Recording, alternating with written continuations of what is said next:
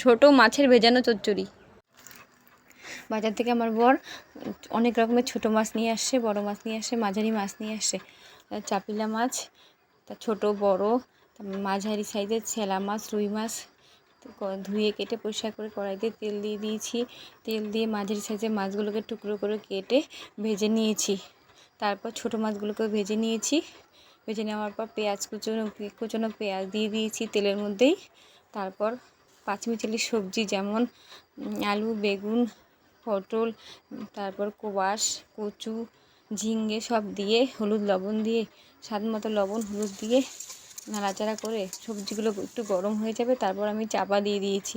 চাপা দেওয়ার পর আবার চাপা খুলে একটু ঢাকনা সরিয়ে আমি আবার নেড়ে নিয়েছি। একটু ভাজা ভাজা হয়ে এসছে, কিন্তু সবুজ থাকবে তরকারিটা। তারপর আমি কাঁচা লঙ্কা পেস্ট আর পেঁয়াজ পেস্ট দিয়ে দিয়েছি। একটা পেঁয়াজ পেস্ট আর 5-6টা কাঁচা লঙ্কা, আপনারা যেরকম স্বাদ খান ওরকম দেবে, লঙ্কা যেরকম খান। মাছগুলো লাল লাল করে ভেজে নেওয়ার পর তারপর আমি ওই তরকারিটা একটু নাড়াচাড়া করে নিব। তারপর জল ঢেলে দেবো। হালকা ভেজা ভেজা হবে চচ্চড়িটা, একদম ঝোলও হবে না, আবার একদম শুকনোও হবে না। তারপর মাছ দিয়ে দিয়েছি। মাছ দেওয়ার পর একটু ফুটিয়ে নেব। তারপর আমি ধনেপাতা দিয়ে নামিয়ে নেব। রেডি আমার ছোটো মাছের চচ্চড়ি। আজকে দুপুরের মেনু ছোটো মাছের চচ্চড়ি, মাছ ভাজা, ভেজা চচ্চড়ি আর মাছের কালিয়া, রুই মাছের।